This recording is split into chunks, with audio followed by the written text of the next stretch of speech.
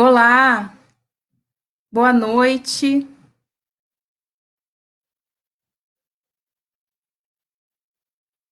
Boa noite a todos e todas. Em instantes vamos começar mais um ao vivo do projeto Pessoal Convida.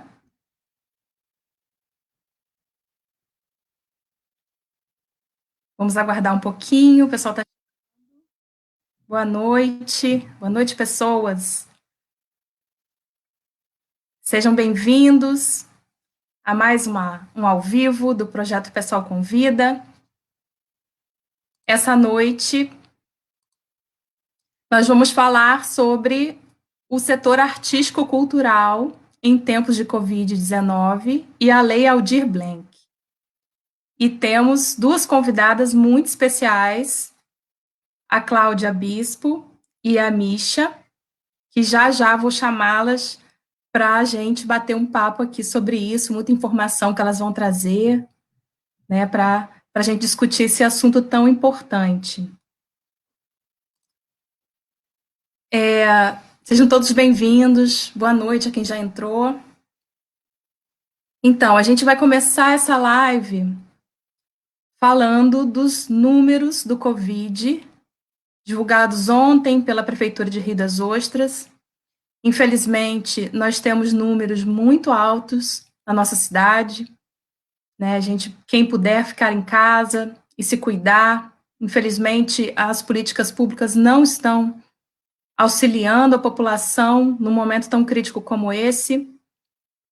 Nós temos divulgado pela Prefeitura 1.932 suspeitos em Rio das Ostras, 539 casos confirmados, mais de 500 pessoas estão infectadas com Covid, né, e 28 óbitos confirmados.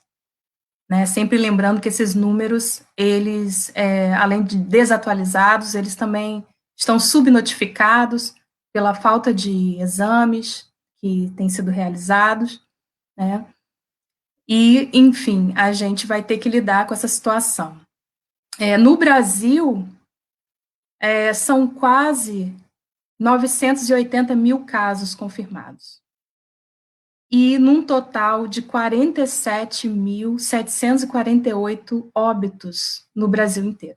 Então, a situação é bem crítica, né, e a gente vai falar sobre a situação da classe artística nesse momento de pandemia, e de acordo com os dados do IBGE de 2018, o setor cultural brasileiro emprega cerca de 5 milhões de pessoas.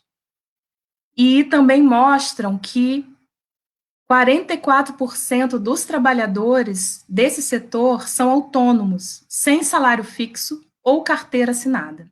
Isso é percebido pela maioria de todos nós, né, que conhecemos aí amigos e pessoas da classe artística e a condição que essas pessoas vivem, né? Até os empregos formais na área da cultura estão ameaçados nessa pandemia. Em maio, centenas de funcionários de museus, teatros e centros culturais foram demitidos devido à redução da receita provocada pela paralisação das atividades. Além disso, a cultura vem sofrendo cortes desde os últimos governos, Dilma e Temer, né, vem sofrendo cortes no seu orçamento, já está sangrando essa parte da cultura no Brasil, né, e isso agrava ainda mais a situação nesse momento. Com o governo Bolsonaro, né, com essa batalha ideológica que ele leva contra a classe artística, isso ainda contribuiu para uma crise bastante grande. Então, vamos falar sobre isso, vamos falar sobre a Lei Aldir Blanc, né, entender essa lei e qual é a situação atual dela. E, para isso, eu vou chamar aqui as nossas convidadas dessa noite, as maravilhosas Cláudia e Misha, para se apresentarem. Olá! Hello! Hello! Oi, Cláudia! Fala, grande Oi. bicha! Essas pessoas gostosas. Boa noite, querida Então, Ana. Ah, vamos. Boa noite. então, gente, Queria Vamos registrar começar então a aqui. apresentação da Cláudia. Então, Sim, vou primeiro eu começar a queria a apresentação registrar. da Cláudia, por favor. Eu queria registrar meu agradecimento ter sido convidada para fazer essa live. Acho de suma importância que os palcos abertos para fala sejam ocupados. A gente tem vivido momentos aí muito delicados, né? Para quem não me conhece, meu nome é Cláudia Bispo. Eu sou mulher preta, mãe solo, avó, sou atriz, diretora e coreógrafa e sou gestora e ativista cultural. E sou apaixonada pela pele na qual habito. Agradecer a Misha e a Ana aí pelo convite, e dizer que a gente tem uma grande noite aí, uma grande live para acontecer, porque os assuntos são pertinentes não só à pandemia, mas o antes e o depois dela, né? Eu acho que a gente vai traçar um quadro muito interessante a partir do nosso bate-papo, não só da PL 1075, que é a Lei Aldir Blanc, mas também sobre a vulnerabilidade do artista brasileiro antes, durante e pós-pandemia. Obrigada e vamos lá, vamos curtir esse bate-papo importante e construtivo dessa noite.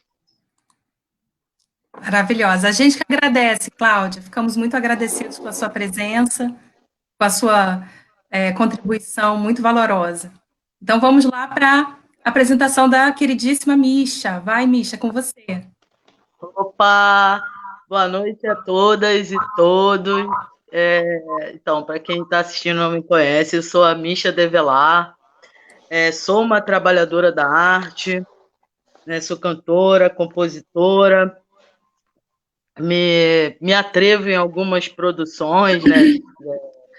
Fiz o Esperança Equilibrista em 2018, o Na Rua, Arte na Comunidade foi feita no Âncora, e antes da pandemia, antes do isolamento social, estava trabalhando, produzindo alguns shows no teatro pelo projeto realizado pela Fundação, né, que é o Sol da Casa, e que foi interrompido nesse período. Inclusive, o, o primeiro show interrompido do projeto seria o show meu, né?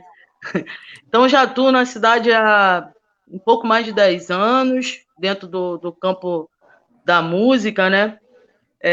Sou aluna agora do preparatório de teatro da Onda, né, do Centro de Formação Artística. Infelizmente, o isolamento também distanciou e as aulas estão meio complicadas online, mas tudo vai passar, né? E atualmente eu estou no Conselho Municipal de Cultura. Fui eleita através de conferência no ano passado, pela sociedade civil, e estou presidente desse conselho, né? Sou organizada pela Resistência e filiada ao PSOL, militante do PSOL. E estou muito feliz de estar aqui ao lado da Cláudia, da Ana também, companheiras de luta, de vida, de arte. Vamos, que hoje vai ser lindo. Que bom, que bom. Obrigada, Misha, muito obrigada por estar aqui com a gente. Vamos falar sobre vários assuntos que envolvem a cultura e também vamos pensar na nossa cidade, né, em Rio das Ostras. Essas lives do PSOL, elas são lives que pensam a cidade, né, que falam de um contexto nacional, mas também se preocupam com o contexto local, né, com a nossa realidade aqui dos moradores e das pessoas que lidam aqui com todas essas riquezas naturais que Rio das Ostras tem, mas que também tem muitas dificuldades. Então, para começar, nós vamos fazer uma pergunta para a Cláudia. Cláudia, a gente já falou um pouco, mas eu queria que você desenhasse melhor como que o setor artístico-cultural está sobrevivendo na pandemia. Então, eu abri a minha fala falando um pouco da vulnerabilidade do artista, apontando isso como um fato, né? E para a gente poder falar dessa escassez de trabalho do artista na pandemia, a gente tem que entender a trajetória do antes, né?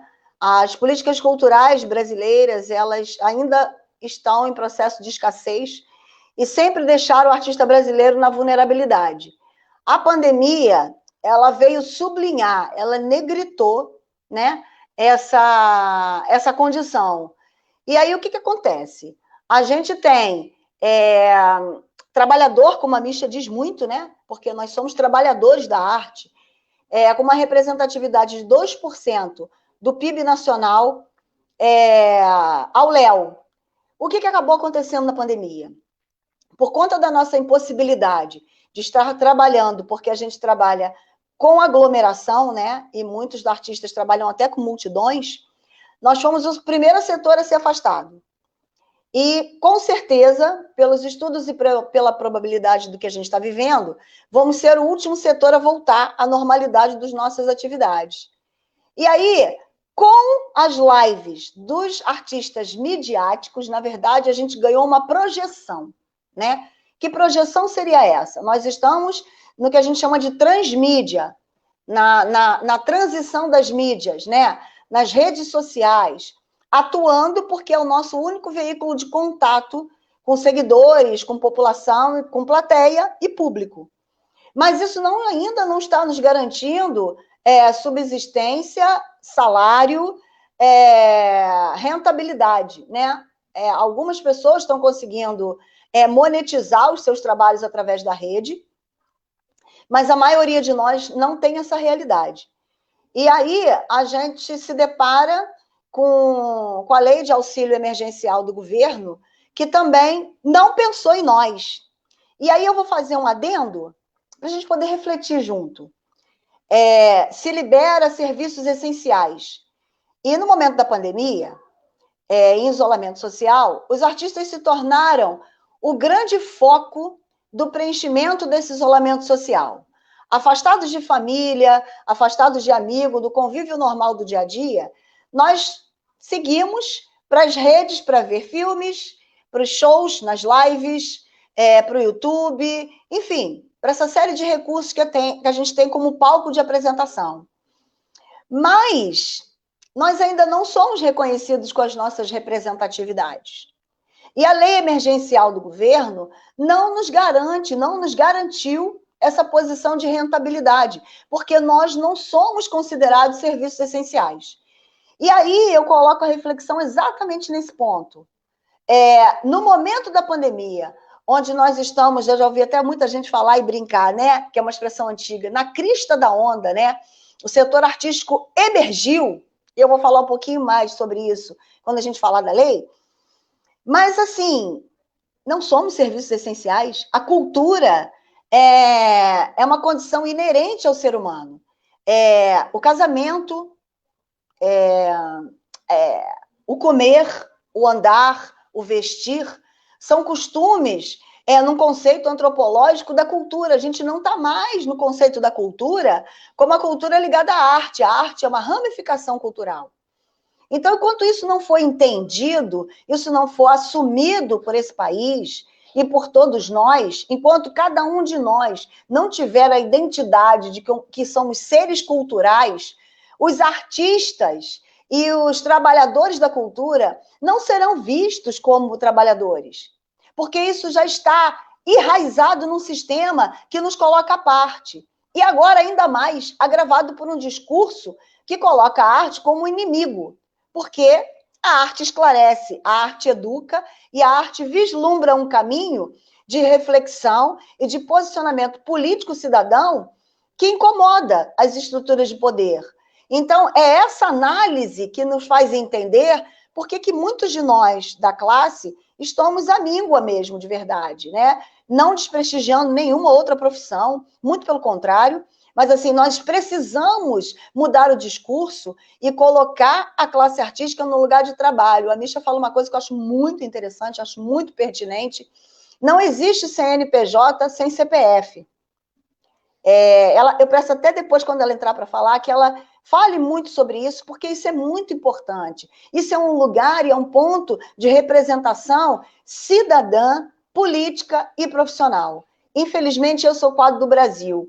Com a lei, a gente vai ver quando a gente entrar mais detalhadamente sobre a explanação dela, a gente está emergindo. Então, esse caminho de vir para a crista da onda precisa ser olhado como uma possível estratégia de ação para que a gente definitivamente comece a galgar lugares onde a política cultural possa abrigar o artista como profissional.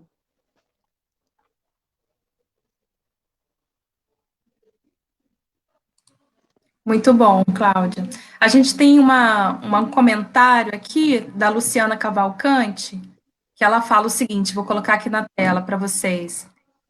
A arte tem que ser vista como trabalho e objeto de consumo. Chega desse papo de dom e romantização da precariedade.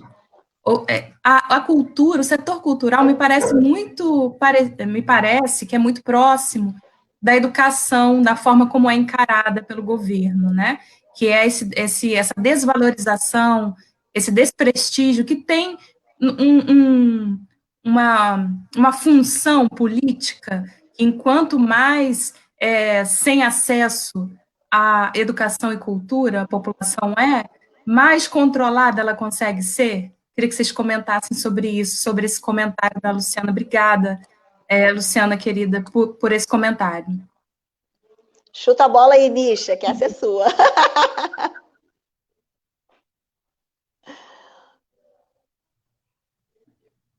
Misha, você tem que habilitar seu microfone, isso. Exatamente isso que você falou, né, Ana? Agradecer a Luciana aí, participação. A Luciana é uma artista que eu amo.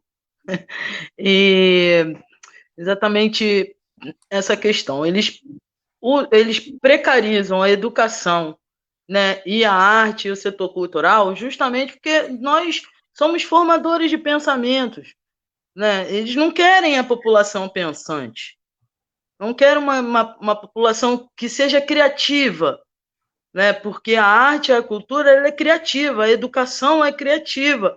Então, nos precarizar significa ter mais poder nas mãos, né? Exatamente. Um povo que não entende a sua arte, que não entende o seu espaço cultural, né? Como a Cláudia falou perfeitamente, né? O que você come, o que você veste, como você fala, tudo isso faz parte de nós. A cultura diz quem nós somos. É o corpo, é a mente, é tudo isso. Deixar falar sobre isso, eu vou até... A live vai levar 3 horas. Não, ótimo a gente falar sobre isso.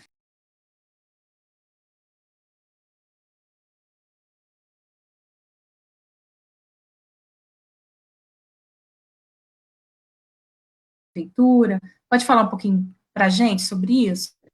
Sim. Primeiro, agradecer mais uma vez a Cláudia por ter citado a questão do que eu sempre falo, né, de que não existe CNPJ sem o CPF, porque as empresas não existem sem o ser humano e cultural.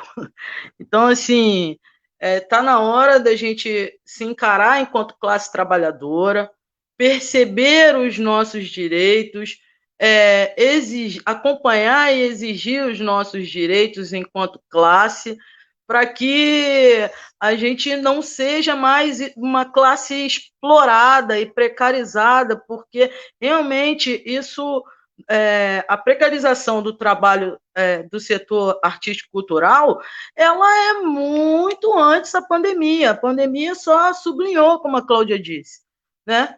E aí aflorou isso. Pô, a gente começou a aparecer, existem pessoas que não têm carteira assinada, que são trabalhadores autônomos, que vivem do seu fazer artístico, e aí, o que vamos fazer com essas pessoas? Então, assim, é muito importante esse momento que a gente está vivendo e que ele deixe um legado com relação a isso, né? A nossa realidade hoje é bastante desesperadora, mas nós não podemos desistir de lutar. Eu sempre falo também que só a luta muda a vida. Então, assim, agora fazer uma trajetória do trabalho do Conselho, né, enquanto sociedade civil, junto com o poder público, desde o início do isolamento social, né? Então, desde o início a gente vem junto à Fundação Rio das Ostras de Cultura, pensando uma forma de atender, né, da melhor maneira o setor artístico da cidade. O primeiro passo que a gente deu foi fazer uma pesquisa. Lançamos uma coleta de dados, eu até lancei na minha página pessoal para que mais pessoas pudessem ver, né, uma coleta de dados, através do Google Form mesmo, para a gente, através dessa pesquisa, a gente entender a demanda da classe. Né? E nós conseguimos, acho que foram quase 270 preenchimentos nessa pesquisa, e através dessa a gente começou a pensar outras maneiras, né? Inclusive, assim, foi pensado pela FROC, desde o início, um projeto de lei que fosse encaminhado, endossado pelo Conselho de Cultura, que, a princípio, esse projeto de lei seria retirado das emendas impositivas de 2020, né, isso foi anunciado nas redes e tal, de 2020, sendo que essa proposta acabou não acontecendo, porque na época existia uma recomendação da Câmara de que as emendas impositivas de 2020 fossem destinadas à saúde, o que é muito justo, né, para o momento, né? Nós concordamos, óbvio que concordamos com isso. E aí, voltando a pensar, né, eu representando o Conselho e a presidente da Fundação Rio das Ostras de Cultura, que hoje é a Cris Regis, a gente fez uma reunião no dia 27 de abril com os procuradores, né, para levando uma nova proposta. Essa proposta seria de utilizar o dinheiro, utilizar os recursos destinados à formação de plateia, do orçamento da própria fundação, e isso começou a tramitar, né, foi bem aceito pelos procuradores e tal, isso todo mundo pensando em conjunto uma melhor maneira de fazer as coisas. Então, é o PL 9713/2020, né? Ele foi protocolado, foi aceito, mas aí entramos no modo espera, né? Ficamos aguardando uma resposta da prefeitura, encaminhar para a Câmara para votar, envia, não envia. Foi uma demora de mais de 2 semanas, a gente sem nenhuma resposta. Passado esse período, diante disso, a prefeitura solta uma nota dizendo que ainda estava estudando uma melhor forma de atender o setor e buscando novos recursos, né? Confesso que isso jogou um pouco, né, de peso no que a gente estava fazendo, porque a gente estava animado com o PL.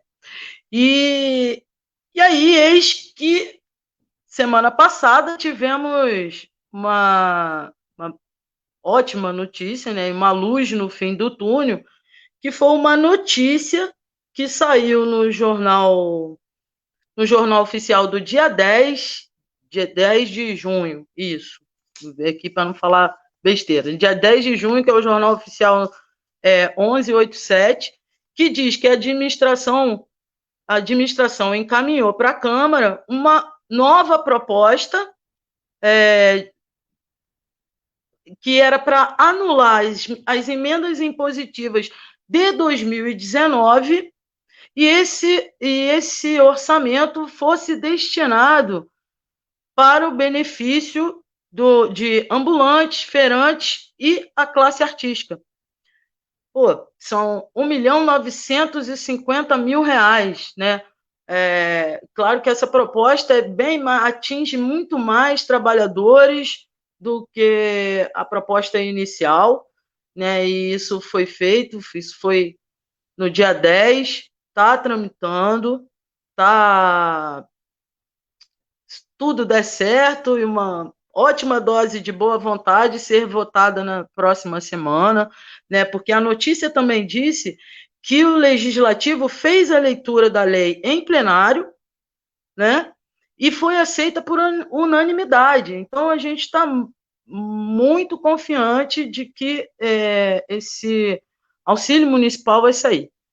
Diante disso, a mesa diretora do Conselho se reuniu com a Fundação Rio das Ostras de Cultura, tudo muito corrido, né? De um dia para o outro a gente tem que resolver, e é tudo muito rápido, tudo através de webconferência e tal.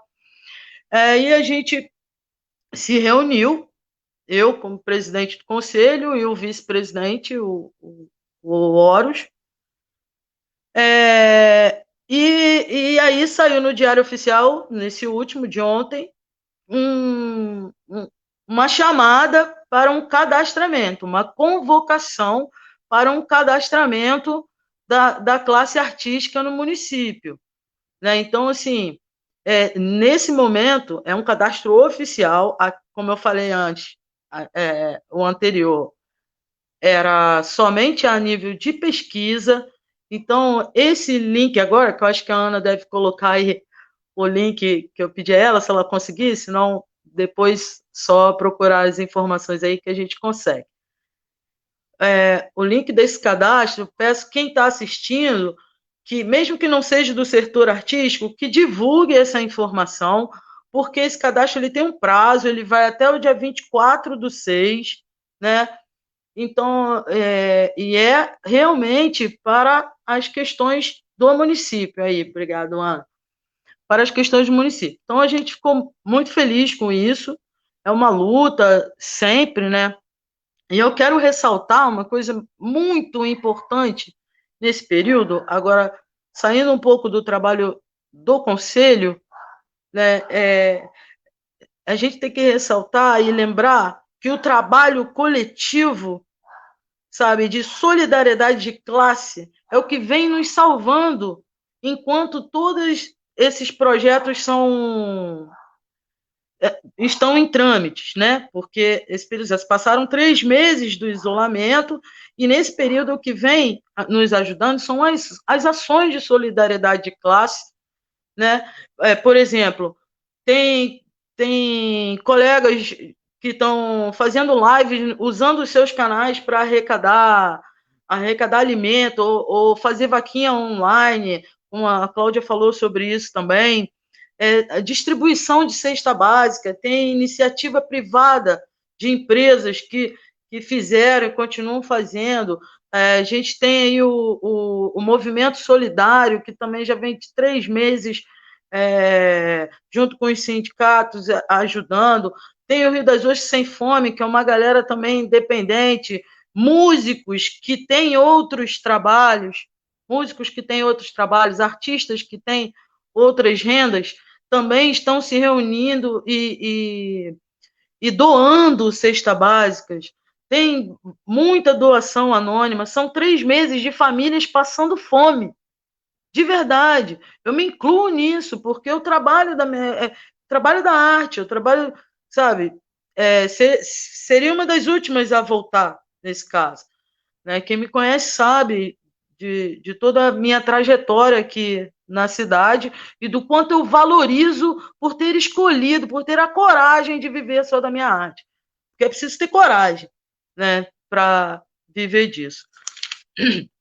Então, é isso, assim, esse é todo o trabalho desde o início, assim, tem coisas que acontecem e a gente fica meio para baixo, daqui a pouco a gente sobe e desce e unir, mas eu torno a falar que a solidariedade de classe é essencial nesse momento, é essencial, é ela que está nos mantendo vivos. O auxílio vai nos ajudar também, vai colaborar com tudo, temos que conseguir, temos que pensar política pública para o futuro.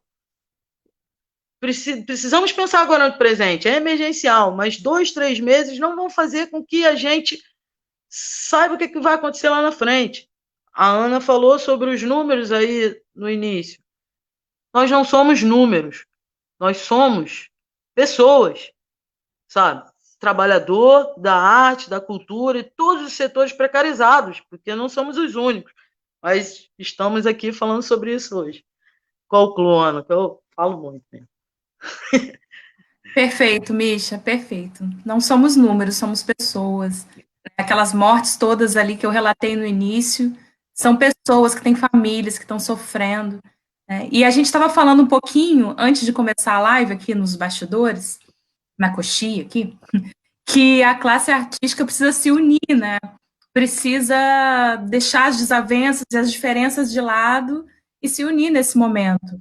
Né? Eu acho que tem... Eu posso colocar um adendo sobre isso que você está falando? Claro. Da união de classes, né, que faltou na minha fala. Enquanto a gente esperava, né, que eu falei que a gente entrou no modo espera e que demorou, antes de sair a nota, e eu creio que a nota só saiu porque houve uma grande e forte mobilização do setor artístico na cidade, né? Principalmente o setor da música, que, pela pesquisa, deu para a gente perceber dos 267 que se inscreveram, 140 eram do setor de música. Então, a gente lançou vídeos musicais, a gente botou a cara, a gente foi para as redes sociais falar. Então, isso também é solidariedade de classe, entende? Não é só a cesta básica, é a luta que muda a nossa vida, todos os dias. A necessidade também de se identificar como trabalhador, né? Como vocês estão ressaltando isso a todo momento. A Eloá Rezende, vou colocar aqui na tela para a gente ler, fez um comentário. Não por acaso a arte e a educação são maiores denunciadoras da realidade, nua e crua, e por isso são tratadas de forma marginalizada. E mais profundamente nessa pandemia, a arte tem nos salvado da loucura absoluta e a educação de não paralisar o acesso ao conhecimento pela classe trabalhadora, ainda que super desigual e precária. Então, em momentos pandêmicos, obrigada, Eloá, por esse comentário tão rico, né? Mas em momentos pandêmicos isso fica muito evidente, o quanto a cultura é importante para a gente, né? Para a nossa saúde mental, para a nossa alegria, para o nosso bem-estar, para o nosso bem-viver, né? E a gente falar sobre isso nesse momento é reforçar essa necessidade do setor cultural estar fortalecido, né? Ter investimentos, né? E entender que isso é uma coisa muito necessária. A gente não quer só pão, a gente não quer só comida, a gente quer muito mais, né? Então, é isso. Temos a arte para que a verdade não nos destrua. Boa, muito bom, bonito. Então, vamos falar agora sobre a lei Aldir Blanc, que a Cláudia pode explicar para a gente do que ela trata, em que pé que ela está. Fala para a gente. Então, pegando o gancho aí da mobilização, quando a lei foi lançada, a gente ficou um pouco desesperado, acho que perdido, né? E aí, o que eu vi de movimento? Eu vou fazer essa palavra introdutória para a gente poder entender quais foram os movimentos que abraçaram essa lei. A gente precisou tomar posse do nosso lugar para entender do que a lei fala, para a gente ser gestor da própria lei, né? E eu digo gestor não é porque a gente está em cargo público, mas é gestor enquanto cidadania e ser o maior beneficiário dela, sem a gente estar de pires na mão pedindo nada. A lei não é uma situação de pedir nada de pires na mão.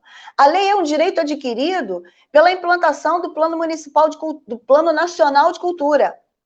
Então, assim, a lei emergencial ela foi aprovada em texto completo pela Câmara e depois pelo Congresso Nacional. E o montante de recursos que vem dela está na ordem de 3 bilhões de reais. sendo uma divisão de 50%, 1,5 bilhão para os estados e 1,5 bilhão para os municípios. E essa verba, ela é oriunda do Fundo Nacional de Cultura, que não foi executada em 2019. Esse dinheiro é nosso. É bom que fique claro isso, porque parece que, na ordem das coisas, as instituições sempre nos beneficiam e nos acolhem e nos socorrem, porque elas são supermans. Não é essa a relação. A relação é que esse dinheiro foi estudado por uma política pública para estar depositado nesse Fundo Nacional de Cultura. E agora, felizmente, a gente teve a lei que nos abriga e nos dá o direito legítimo de lançar mão dessa verba para chegar na base da pirâmide e não ficar no topo da pirâmide. A lei prevê, no seu artigo 2º, 3 mecanismos de apoio a esse setor cultural nosso. A renda emergencial mensal a trabalhadores da cultura, que é analógico, é parecido, né? Serve a mesma lógica da lei de assistência do governo, a de R$600. Então, vem nesse padrão, é um complemento de verba. Ele vem como subsídio mensal à manutenção de espaços artísticos e culturais, e vem na forma de editais, chamadas públicas, prêmios, aquisições de bens e serviços vinculados ao setor cultural. Então, ela tem 3 vertentes muito importantes. Aí eu sei que muita gente vai pensar e já deve estar imaginando. Eu posso estar nas 3 vertentes? Não. Se eu pegar a primeira vertente como renda emergencial, eu vou pegar essa renda, a exemplo dos R$600, e vou me abrigar neste setor. Porque são setores que abrigam situações diferentes, ok? O subsídio mensal à manutenção de espaços artísticos e culturais são as associações, os palcos alternativos, a rua. Por exemplo, as entidades que trabalham com capoeira em espaços públicos, elas têm direito a esta verba, que não é a de R$600, que está prevista de R$3.000 a R$10.000 de manutenção mensal. Então, a gente tem um aporte aí significativo, que pode dar um fôlego real a essas entidades. E o último são os editais, as chamadas públicas e os prêmios, que vão abrigar os projetos, os grupos, as entidades que trabalham na confecção de espetáculos, na confecção de projetos. Então, são 3 categorias onde as especificidades são diferenciadas, apesar de serem convergentes. O primeiro item dessa renda emergencial mensal, que são os R$600 da cultura, ela vai seguir o modelo da Lei 13.982 de 2020, que é a Lei Emergencial Nacional do Governo, que é o que já está sendo disponibilizado. E aí, o que acontece? A Lei Aldir Blanc, ela vem no mesmo lugar. Ela vai dar 3 parcelas que vão abrigar junho, julho e agosto. Mas se a lei federal, que é essa que eu mencionei, a 13.982, ampliar as parcelas do governo federal, a Lei Aldir Blanc também vai ter que ampliar a sua. Cláudia, o que isso significa? Vamos destrinchar essa informação, porque ela é muito importante e ela é detalhada. Significa o seguinte, exemplo, se nós tivermos aqui todo o plano se a gente tiver todo o plano delimitado e já confeccionado pelo município para abrigar essa verba de distribuição de R$600, nós vamos suprir no município o pagamento de uma verba de 600 para junho, para julho e agosto. Se o governo federal disser assim, a gente também vai pagar setembro, outubro, novembro e dezembro, a Lei Aldir Blanc vai seguir a mesma lógica. Então, a parcela de junho, julho e agosto vai ser estendida para setembro, outubro, novembro e dezembro, a exemplo da lei nacional. Ficou claro até aí? Assim, eu queria muito que vocês fossem fazendo as perguntas na medida que a gente fosse falando, porque é muita informação da lei e ela veio muito rápida. Então, não tem problema nenhum se a gente tiver necessidade de parar e retornar os comentários e a gente poder explicar isso esmiuçadamente para que não fique dúvida para ninguém, tá? E aí, em questão que eu sei que é a questão que é o nervo central da lei, é a aplicabilidade nos editais e nas chamadas públicas, porque isso é muito próximo de nós. Quem vai fazer isso é o município, ok? E aí, ele vem vinculado ao Estado. O Estado vai fazer e o município vai fazer.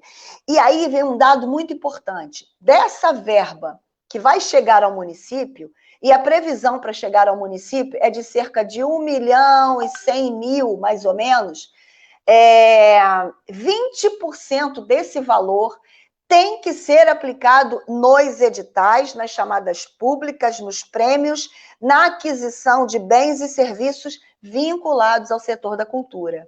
Então, pelo menos 20% de 1 milhão vai ser destinado a esse setor, a essa ação. Isso é muito importante, porque 20% é a base. Isso pode subir. O município pode fazer um estudo e dizer assim, a fundação junto com o conselho. E aí eu vou abrir um parênteses para enaltecer e frisar a importância do Conselho de Cultura no município. Ele é um órgão colegiado, deliberativo, consultivo, que tem poder de gestão junto à Fundação Rio das Ostras de Cultura. E ela é a entidade que chega muito próxima de nós, sociedade civil. E aí a sociedade civil tem que ter a consciência de que precisa estar perto do conselho para dizer, olha, conselho, a gente precisa disso, a gente precisa daquilo, isso aqui está acontecendo. Tem um senhor lá em Marileia, que é o senhor que faz o bordado da toalha da dona Chiquinha. Essa pessoa que faz o bordado da dona Chiquinha tem direito a essa verba tanto quanto nós, que somos os agentes culturais de frente. O que a gente chama de agente cultural de frente? São os agentes culturais mais conhecidos, os que sobem no palco, né? Os que são mais na mídia, mesmo que seja uma mídia municipal. Então, essa extensão de abrigo, ela chega a todas as expressões culturais que nós temos na cidade.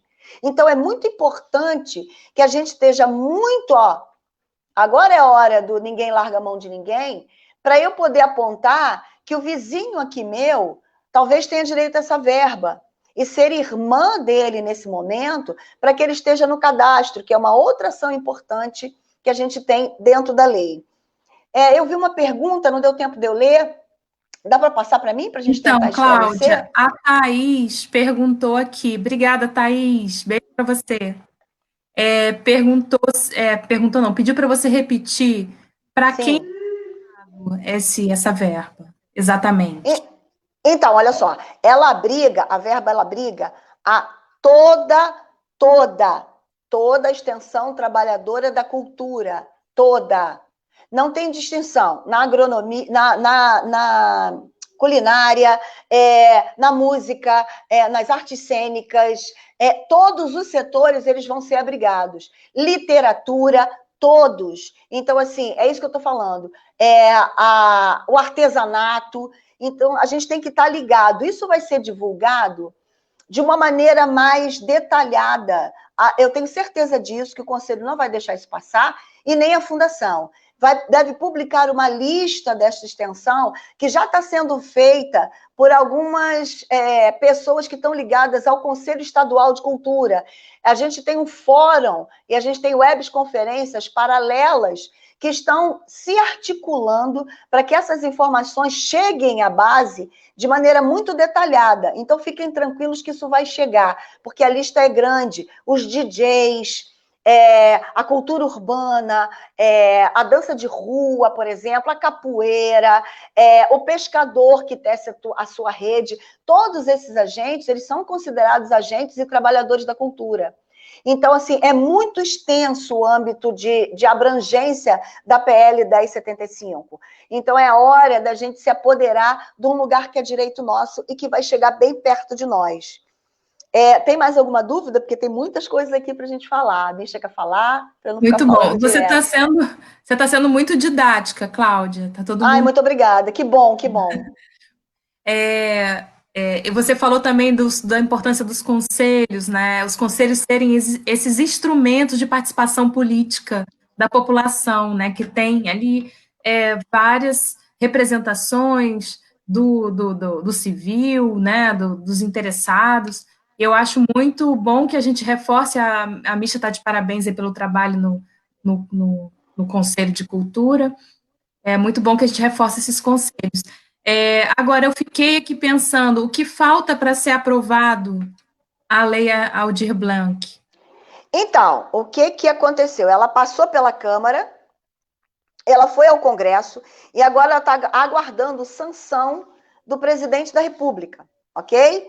Então, ela tem um prazo para ocorrer. Até o dia 30 de junho, ela precisa ser sancionada. Se ela não for sancionada pelo presidente, ela é sancionada automaticamente. A Constituição nos assegura isso. Agora, essa sanção feita pelo presidente, ela pode acontecer de duas maneiras. Ela pode sofrer veto total, o presidente pode vetar a lei toda, ou ela pode ter veto parcial.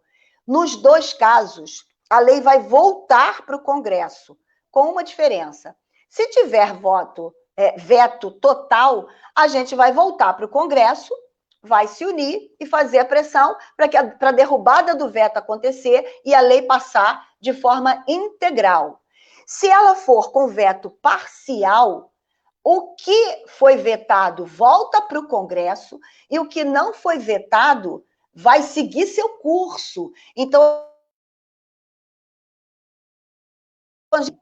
o que o presidente não vetar, nós já vamos ter que colocar em prática. Os municípios já vão ter que estar preparados para receber a verba e colocar em ação o que passou na lei. Então, esse é o lugar de detalhe e de trabalho. A gestão pública, os gestores municipais, ou sejam de fundações ou de secretarias, eu vou falar um pouquinho disso aqui também, junto aos conselhos, vão ter um trabalho exaustivo. E que, por isso que eu reforço, vão precisar da gente estar muito junto deles, para fazer campanhas, para divulgar nas redes, para sermos multiplicadores de informação. Então, assim, até faço um apelo para as pessoas que estão aqui na live, depois poderem compartilhar essa live, porque essa live já pode ser reverberada como exemplificação e esclarecimento. Ficou clara essa questão do veto e da sanção do presidente? Ficou super claro. Aí eu queria perguntar à Misha se Rio das Ostras está. Depois a gente volta com você, Cláudia, para você dar continuidade. Claro. Como que Rio das Ostras está se preparando para receber essa verba? O Conselho está se preparando, a Prefeitura está falando sobre isso, como é que está?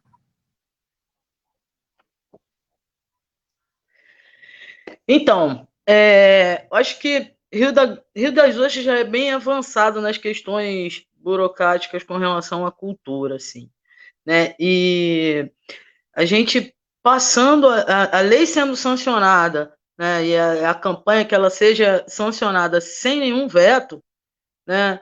Ela sendo sancionada, como a Cláudia falou, a participação do conselho ela se torna de extrema importância, porque a Lei Aldir Blanc não existe se não tiver participação do conselho, né? Então, tem acontecido inúmeros fóruns por aí e tal, porque a gente vai ter que estar, o conselho e a sociedade vai ter que estar muito ligado nessa participação nas deliberações dessa lei. Todo o recurso vai ser direcionado ao fundo do município, né? E é quando eu falo que Rio das Ostras fez o seu dever de casa, já é um trabalho que é feito há anos por vários profissionais da cultura também, e o poder público, e a gestão anterior do conselho já vem trabalhando, né? E a gente está bastante adiantado com relação a outras cidades, por conta desse trabalho que vem sendo construído, né, de conselho e fundação. Então, esse repasse será feito federal para o Estado, do Estado para os municípios, repassado todo através do fundo, e as ações vão vir através do comitê gestor desse mesmo fundo, né? E a participação do conselho se torna essencial.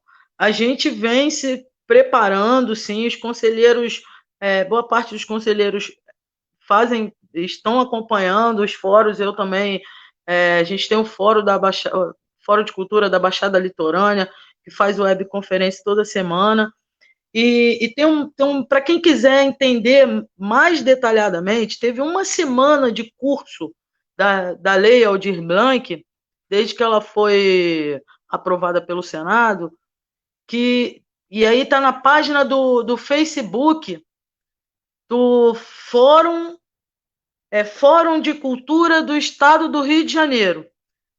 Eu deixei o link também com a Ana Paula, se ela puder colocar o link aí, vocês acessarem, curtirem a página.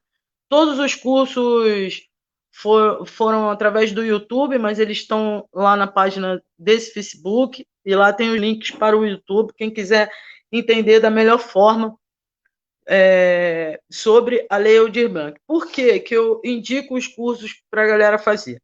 Porque a sociedade civil vai ter que estar atenta, porque nós vamos precisar do trabalho de todos nesse momento.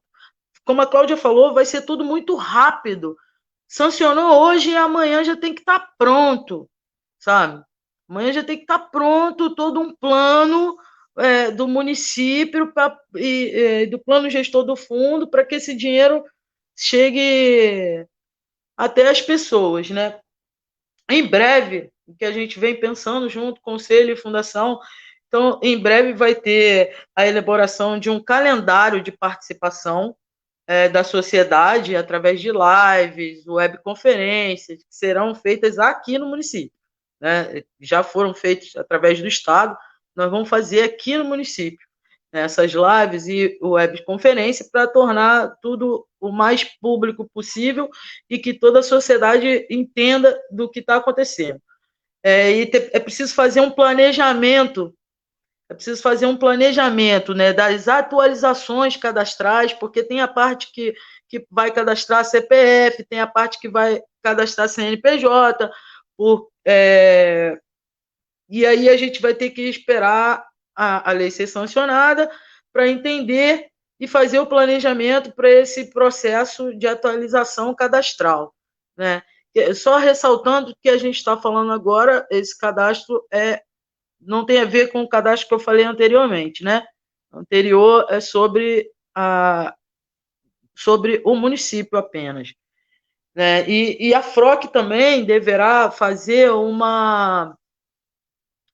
um suporte técnico. Vai ter que ter um suporte técnico, né, jurídico, contábil também, uma equipe para entender a montagem dos processos, tudo isso. Então, a Cláudia falando, né, que já se disponibiliza de estar junto, é óbvio, a gente vai precisar de toda a sociedade participando disso.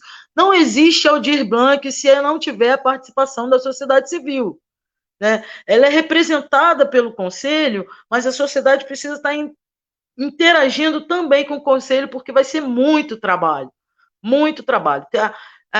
O dinheiro batendo no fundo, vai ter 60 dias só para poder gerir todo esse dinheiro. Então, é muito importante que a gente comece esse trabalho a partir de agora, né? Ele já começou, o Conselho vem fazendo os cursos, vem entendendo de que é a lei, vem participando, e agora a gente traz isso a público, vai através dessa live, mas terão lives, esse agendamento posterior, né? E uma dica que eu dou, que é essencial, e eu falo isso sempre, para os artistas, para os setores culturais, para os pontos de cultura, para os coletivos, né? Porque como essa lei abrange tanta gente, é importante, o dever de casa é preparar a sua documentação, preparar um release, portfólio, sabe, comprovações de atuações no município, ter organizado todo o seu material, o seu fazer artístico, né? E para quem não é da área, também informar isso a outras pessoas. Ó, fulano, você é artesão, você está aí na praia, mas posso te ajudar a montar o seu trabalho? E vem a solidariedade de classe falando mais alto também. A gente vai precisar muito desse trabalho agora, né? Ah, você não tem um computador, mas eu tenho. Me manda os seus dados, eu te ajudo a fazer um release, eu te ajudo a montar um portfólio, né? É muito importante que nesse período agora, era para ontem isso, né? É para ontem que a gente tem que começar a montar e se manter organizado com as documentações, né? Para que quando isso bater, vai ser tudo muito rápido. E a gente precisa atender o maior número de pessoas. A lei foi feita para isso. E o melhor de tudo, foi uma lei criada por um motivo emergencial e que, se a gente entender dela enquanto sociedade civil, quando a pandemia acabar, a gente pode lutar para transformar ela num programa, sabe? A Lei Aldir Blanc, ela tem que deixar um legado e se tornar um programa para o setor artístico cultural e para toda a sociedade civil. Que a gente já falou aqui que o quanto a cultura é essencial à vida do ser humano. Então, é isso aí. Muito bom, Misha, muito bom. Bem, gente, eu queria que a gente ficasse a noite toda aqui, mas infelizmente já estamos com 56 minutos de live, e aí eu vou... Passa rápido. Passa rápido, né? Quando a conversa tá boa. Passa rápido. Ainda tem Ana, ainda tem algumas informações específicas da lei que eu queria deixar nesses últimos minutinhos. Elas são mais rápidas, mas elas são preciosas, tá? Claro. Só para o pessoal entender que, para legitimar o repasse dessa verba de 3 bilhões, o governo federal vai ter que lançar uma medida provisória, tá? Vamos ter que ter uma medida provisória para a passagem desse dinheiro, digamos assim, do federal para o estadual e para o municipal. E aí, isso vem dentro das exigências do orçamento da guerra contra o Covid-19. E aí, os estados também terão que fazer suas regulamentações locais. Então, assim, o que eu sei que está acontecendo é que os municípios já estão mobilizados para isso. Aqui em Rio das Ostras tem contato com alguns funcionários da fundação, eu sei que já está tendo movimento, a Misha está lá, o conselho está muito próximo, mas, assim, vou passar uma informação muito importante para vocês que têm amigos em outros municípios, para esclarecer esse lugar mais delicado. Rio das Ostras está sendo um município privilegiado por conta da estrutura que a sociedade civil se mobilizou para implantar o Plano Municipal de Cultura. Então, Rio das Ostras tem Plano Municipal, Rio das Ostras tem Conselho Municipal e Rio das Ostras tem Fundo Municipal de Cultura. Mas tem municípios que não têm isso. Ah, Cláudia, como é que a gente faz para chegar essa verba lá? Então, a gente não vai receber? Vai receber. Já foi estudado o caminho e os órgãos municipais que são responsáveis pela cultura do município, por exemplo, a Secretaria de Cultura, de Educação, muitas vezes tem uma coordenadoria de cultura. É ali que a verba vai bater. Se não tiver uma Secretaria de Cultura, vai bater na Secretaria de Fazenda da Prefeitura. Ai, meu Deus, isso é um perigo. Não é um perigo, porque essa verba vai cair nos municípios no que a gente chama de verba carimbada. O que é verba carimbada? A verba vem para ser usada exatamente para essa finalidade. O gestor não vai poder desviá-la, não tem como desviá-la. E, para isso, é por isso que os municípios têm que legalizar essa rota do dinheiro, que é para isso ficar de uma maneira transparente e chegar a quem deve chegar. Vou reforçar o pedido da Misha dos currículos e dos portfólios. É muito importante que os artistas tenham isso, no mínimo por 2 anos. A lei prevê que qualquer artista, para ter direito ao repasse dessa verba, principalmente os artistas coletivos, associações, que vão entrar nos editais. A gente vai precisar comprovar uma atuação de 2 anos no município fazendo as nossas atividades. Então, vou reforçar, Misha, Quem quiser ajuda, quem puder ajudar um companheiro que sabe que não sabe lidar muito bem com tecnologia, ou com um bom texto, ou com um portfólio. Eu vou até depois conversar com a Misha para passar um exemplo de portfólio, para que a gente possa distribuir isso como arquivo na rede. A gente vai se ajeitar, porque a gente está na época do mutirão. Isso é muito importante.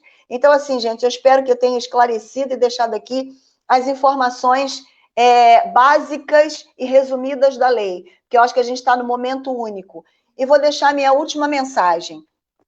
A nossa lei de emergência, foi falado isso no curso que a Misha comentou, ela não vem como emergencial só de socorro, ela vem como emergir.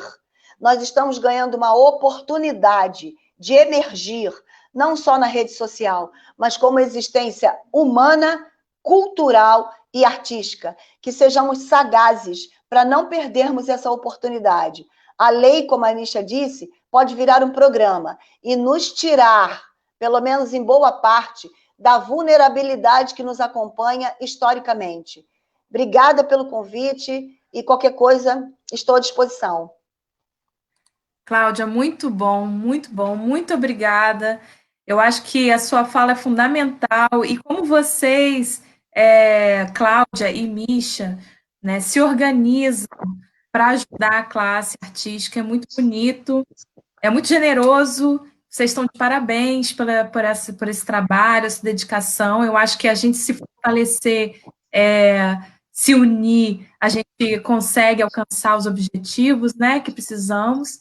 Muito bacana. Parabéns pela postura, pela disposição, pela luta. Muito obrigada por vocês estarem compartilhando aqui com a gente.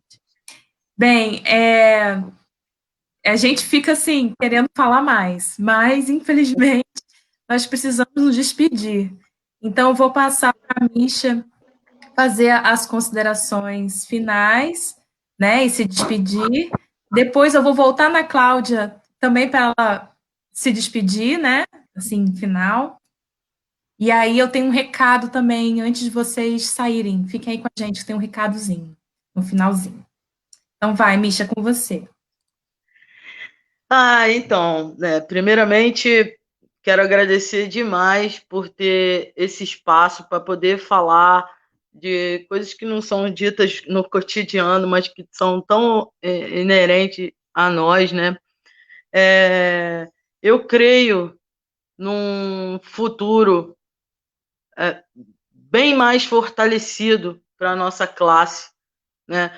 Porque esse momento está fazendo com que boa parte das pessoas tenham, se reconheçam enquanto classe trabalhadora. Esse é o meu maior apelo, é o que eu mais falo. Você é um artista, mas é um trabalhador. Não somos vagabundos. Não estamos aí à toa, sabe? Nós somos sobreviventes de milhares de anos. Só o teatro, 2.000 anos, por aí, entende? A gente já passou por pestes, pandemias, já passamos por guerras, já passamos por ditaduras, governos, desgovernos, a gente sobrevive. E a gente vai sobreviver mais uma vez. Né? Mais uma vez, nós vamos sobreviver esse período, e se a gente não puder ocupar lugares fechados, a gente toma conta da rua, porque a arte é do povo, e nós vamos estar na rua, sempre, sabe? A gente vai passar o nosso chapéu e vamos sobreviver a tudo isso, sempre de olho nas políticas públicas, sabe? A sociedade civil sempre observando, cobrando ao poder público, criação de oportunidades, tornando o artista um profissional da sua arte, sabe? Não é favor, auxílio não é ajuda, auxílio é um direito, políticas públicas é um direito. Nós também pagamos impostos, nós também estamos trabalhando só, sabe, sol a sol, para os músicos vão entender o porquê do trocadilho. E é isso, sabe? Nós precisamos pensar. Aqui na cidade a gente tem um centro de formação artística maravilhoso, qual sou aluna, né, e muitos músicos aqui foram formados, mas a gente também precisa pensar em políticas públicas para esse espaço, sabe? Levar a onda para todos, levar a onda para os espaços, para as escolas, onda nos bairros, e a gente precisa pensar junto, né? Sociedade civil junto com o poder público, sempre irmanados. A Cláudia falou muito bem, né? Essa é a hora do ninguém solta a mão de ninguém. Então, finalizando, assim, agradecer a presença de todo mundo aqui. Compartilhem a live, mande para os amigos, quem vocês acharem que deve assistir o que a gente falou aqui, esse monte de loucura, mas é extremamente necessário que essas ideias cheguem às pessoas, né? E vamos caminhar junto, na solidariedade de classe, vivendo. Vou ler só uma coisa rapidinho, para finalizar total, hein, Ana? Não brigue comigo. Não, que isso, fica à vontade. O pessoal disse que não quer ir embora, não, quer ficar. Vou meio ler, meio cantar, sei lá. Vai passar nessa avenida um samba popular. Cada paralelepípedo da velha cidade, essa noite vai se arrepiar ao lembrar que aqui passaram sambas imortais, que aqui sangraram pelos nossos pés, que aqui sambaram nossos ancestrais. Num tempo, página infeliz da nossa história, passagem desbotada na memória das nossas novas gerações. Dormia a nossa pátria mãe tão distraída, sem perceber que era subtraída em tenebrosas transações. Seus filhos erravam cegos pelos continentes, levavam pedras pelo penitentes, erguendo estranhas catedrais. E um dia, afinal, tinha direito a uma alegria fugaz, uma ofegante epidemia que se chamava carnaval. O carnaval, vai passar. Palmas para a ala dos barões famintos, o bloco dos Napoleões retintos e os pigmentos do bulevar. Meu Deus, vem olhar, vem ver de perto uma cidade a cantar a evolução da liberdade até o dia clarear. Ai, que vida boa, lelê, ai, que vida boa, lá, lá, o estandarte do sanatório legal vai passar. É isso. Obrigada a todos. Todo mundo cantando com você. Muito Lindíssima. bom. Obrigada, Mitch. Emocionando a gente no final da live. Obrigada, muito obrigada. Agora, Cláudia, a mim também. Suas considerações finais, sua despedida, está com você agora, Cláudia. Então, é muito difícil a gente estar na live, falar de tanta coisa e registrar as pessoas, né? Mas eu vi aí a carinha da Luciana, da Eloá, da Fernanda, da Thaís. Não deu tempo de registrar as demais, mas eu sei que tem muita gente olhando e muita gente vendo. E é uma grande responsabilidade a gente assumir palcos de fala. Mas eu vou dizer uma coisa para vocês. Eu estou estudando uma coisa chamada estigma, porque eu preciso fazer um trabalho sobre ele. E o estudo tem me ensinado que tentam dizer para nós, que a gente não tem lugar para estar, que nós não somos nós mesmos. É mentira. Ninguém me diz o que eu sou de fora para dentro. Sou eu que digo quem sou de dentro para fora. Então, vamos pensar nesse lugar que é o lugar da existência, que é o lugar da cidadania. A arte por si só já é um lugar de fala. A arte por si só já é um lugar de militância. O artista que não se reconhece militante tem que repensar a sua condição de artista. E aí, para terminar emocionada, porque essa live me deixou assim, e eu vou dizer duas frases que são muito marcantes na minha vida. A arte existe porque a vida não basta. E a outra frase é: me chamam de louca, mas eu prefiro a loucura do que a sanidade dos normais. Um beijo no coração de vocês. Ninguém solta a mão de ninguém. E me chamem se precisar de mim. Se eu puder estar, a minha mão vai estar junto de vocês. Até a próxima. Coisa emocionante essa live, eu adorei. Muito obrigada. Eu tenho certeza que todo mundo que assistiu também gostou. E eu agradeço muito a presença de vocês. Eu quero só deixar um recado que semana que vem a gente tem mais um ao vivo com o Pessoal Convida. Dessa vez a gente vai falar sobre a luta antirracista e antifascista. Então, não percam, porque a gente precisa continuar falando sobre isso, não dá para parar, né? Então, vamos falar sempre. Isso aí. Obrigada, gente. Obrigada a todos vocês que ficaram até o final. Tchau. Um beijo. Muitas pessoas aqui queridas. Beijo a todos. Beijo. Até semana que vem. Tchau, querida Misha. Obrigada por essa chance, por esse palco. Obrigada, Ana. Você é fantástica. Vocês são maravilhosos. Beijo. Ei.